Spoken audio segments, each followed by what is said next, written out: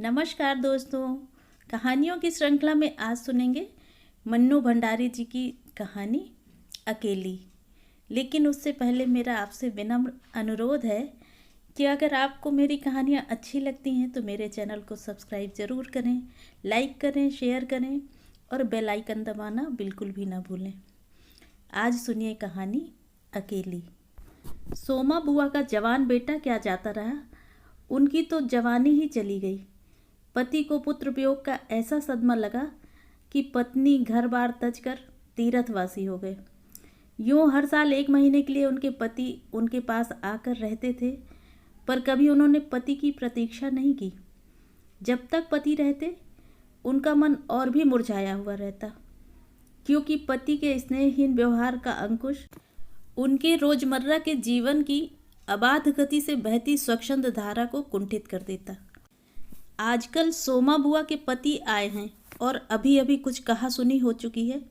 बुआ आंगन में बैठी धूप खा रही हैं, पास रखी कटोरी से तेल लेकर हाथों में मल रही हैं और बड़बड़ा रही हैं। तभी हाथ में एक फटी साड़ी और पापड़ लेकर ऊपर से राधा उतरी। क्या हो गया बुआ, क्यों बड़बड़ा रही हो?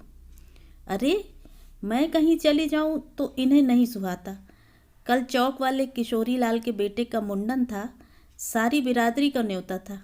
मैं तो जानती थी काम उन नई नवेली बहुओं से संभलेगा नहीं, सो जल्दी ही चली गई। हुआ भी वही, और सरक कर बुआ ने राधा के हाथ से पापड़ लेकर सुखाने शुरू कर दिए। एक काम गत का नहीं हो रहा था। अब घर में कोई बड़ा बूढ़ा हो तो बतावे, या कभी किया हो तो जाने। गीत वाली औरतें मुंडन पर बन्ना बन्नी गा रही थीं। मेरा तो हंसते हंसते पेट फूल गया।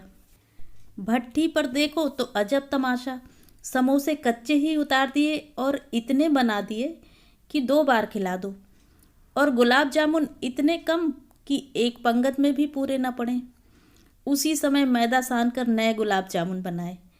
दोनों बहुएं और किशोरी लाल तो बेचारे इतना जस मान रहे थे कि क्या बताऊं।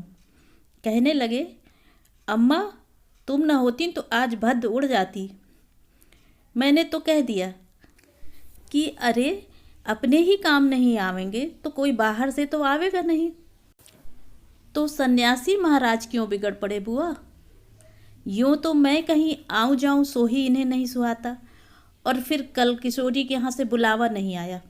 बेचारे इतने हंगामे में बुलाना भूल गए होंगे, तो मैं भी मान करके बैठ जाती।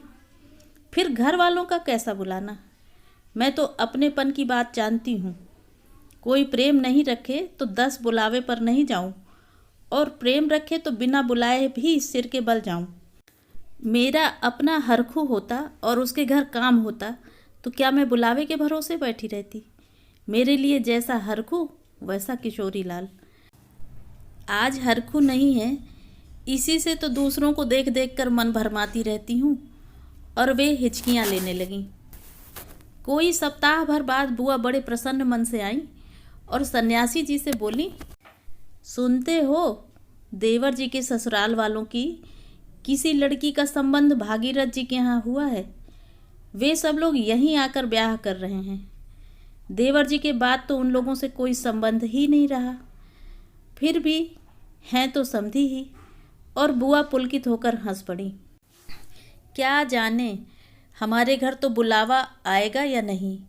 देवर जी को मरे 25 बरस हो गए, उसके बाद से तो कोई संबंध ही नहीं रखा। रखे भी कौन?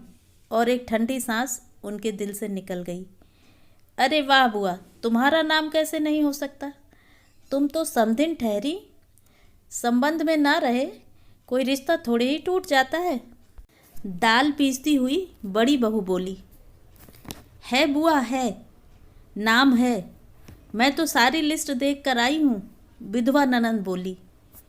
बैठे ही बैठे एकदम आगे सरक कर बुआ ने बड़े उत्साह से पूछा, तू अपनी आंखों से देख कर आई है नाम? नाम तो होना ही चाहिए, पर मैंने सोचा कि क्या जाने आजकल के फैशन में पुराने संबंधियों को बुलाना हो ना बुलाना हो। और बुआ बिना 2 पल भी रुके वहाँ से चल पड़ी। सीधे राधा के कमरे में चढ़ी। क्यों री राधा, तू तो जानती है कि नए फैशन में लड़की की शादी में क्या दिया जावे है। समधियों का मामला ठहरा, सो भी पैसे वाले। खाली हाथ जाऊंगी तो अच्छा नहीं लगेगा। मैं तो पुराने ज़माने की ठहरी। तू ही बता दे क्या दूं, क्या देना चाहती हो? जेवर, कपड़ा, श्रृंगार दान या कोई और चांदी की चीज़ें? मैं तो कुछ भी नहीं समझू रही। जो कुछ पास है तुझे लाकर दे देती हूँ। जो तू ठीक समझे ले आना, बस भद्द नहीं उड़नी चाहिए। अच्छा, देखूं पहले कि कितने रुपए हैं। और वे डगमगाते कदमों से नीचे आई। 2-3 कपड़ों की गठरियाँ हटाकर एक छोटा सा बक्सा निकाला। बड़े जतन से उसे खोला। उसमें 7 रुपए, कुछ रेजगारी पड़ी थी और एक अंगूठी। बुआ का अनुमान था कि रुपए कुछ ज़्यादा होंगे, पर जब 7 ही रुपए निकले तो वे सोच में पड़ गईं। उनकी नज़र अंगूठी पर गई। यह उनके मृत पुत्र की एकमात्र निशानी उनके पास रह गई थी। बड़े बड़े आर्थिक संकटों के समय भी वे उस अंगूठी का मोह नहीं छोड़ सकी थी। आज भी एक बार उसे उठाते समय उनका दिल धड़क गया। फिर भी 5 रुपए और वह अंगूठी आंचल में बांध ली। बक्से को बंद किया और फिर ऊपर को चली। राधा के पास जाकर बोली, रुपए तो नहीं निकले बहू, आए भी कहाँ से? मेरे कौन कमाने वाला बैठा है? और वे रो पड़ी। राधा ने कहा, क्या करूं बुआ, आजकल मेरा भी हाथ तंग है, नहीं तो मैं ही दे देती। अरे पर तुम देने के चक्कर में पड़ती ही क्यों हो? आजकल तो लेने देने का रिवाज ही उठ गया। नहीं रे राधा, समधियों का मामला ठहरा। 25 बरस हो गए तो भी वे नहीं भूले और मैं खाली हाथ जाऊं? और उन्होंने आंचल की गांठ खोलकर पुराने ज़माने की अंगूठी राधा के हाथ पर रख दी। तू तो बाजार जाती है राधा, इसे बेच देना और जो कुछ ठीक समझे खरीद लेना। बस शोभा रह जाए इतना ख्याल रखना। इतने में बुआ ने गली में चूड़ी वाले की आवाज़ सुनी और एकाएक ही उनकी नज़र अपने हाथ की भद्दी मटमैली चूड़ियों पर जाकर टिक गई। वे पीछे के दरवाजे पर पहुंच गईं और 1 रुपया कलदार खर्च करके लाल हरी चूड़ियों के बंद पहन लिए। शाम को राधा ने बुआ को चांदी की एक सिंदूरदानी, एक साड़ी और एक ब्लाउज का कपड़ा लाकर दे दिया। सब कुछ देख पाकर बुआ बड़ी प्रसन्न हुई और यह सोच सोचकर कि जब वे ये सब दे देंगी तो उनकी समधिन पुरानी बातों की दुहाई दे देकर उनकी मिलनसारिता की कितनी प्रशंसा करेंगी, उनका मन पुलकित होने लगा। दूसरे दिन 9 बजते बजते खाने का काम समाप्त कर डाला। फिर ऊपर राधा के पास पहुंची। राधा ने पूछा, बुलावा कब का है? अरे नए फैशन वालों की तो पूछो मत, ऐन मौक़ों पर बुलावा आता है। 5 बजे का मुहूर्त है, दिन में कभी भी आ जावेगा। फिर बुआ ने एक नई थाली निकाली। थाली में साड़ी, सिंदूरदानी, एक नारियल और थोड़े से बताशे सजाए। फिर जाकर राधा को दिखाया। सन्यासी महाराज सवेरे से इस आयोजन को देख रहे थे और चेतावनी दे दी थी कि यदि कोई बुलाने ना आए तो चली मत जाना। हर बार बुआ ने बड़े ही विश्वास के साथ कहा, मुझे क्या बावली समझ रखा है जो बिना बुलाए चली जाऊंगी? और बुलाएंगे क्यों नहीं? शहर वालों को बुलाएंगे और समधियों को नहीं बुलाएंगे क्या? 3 बजे के करीब बुआ को अनमने भाव से छत पर इधर उधर घूमते देख राधा ने आवाज़ लगाई, गई नहीं बुआ? एकाएक चौंकते हुए बुआ ने पूछा, कितने बज गए राधा? क्या कहा? 3? सर्दी में तो दिन का पता ही नहीं लगता। बुआ छत पर से गली में नज़र फैलाए खड़ी थी। उनके पीछे ही रस्सी पर उनकी धोती फैली हुई थी जिसमें कलफ लगा था और अबरक छिड़का हुआ था।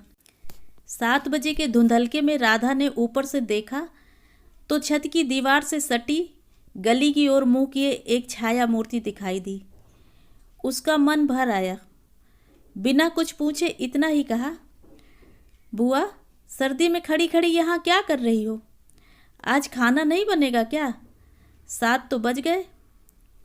जैसे एकाएक नींद में से जागते हुए बुआ ने पूछा, क्या कहा? 7 बज गए? फिर जैसे अपने से ही बोलते हुए पूछा, पर 7 कैसे बज सकते हैं? मुहूर्त तो 5 बजे का था।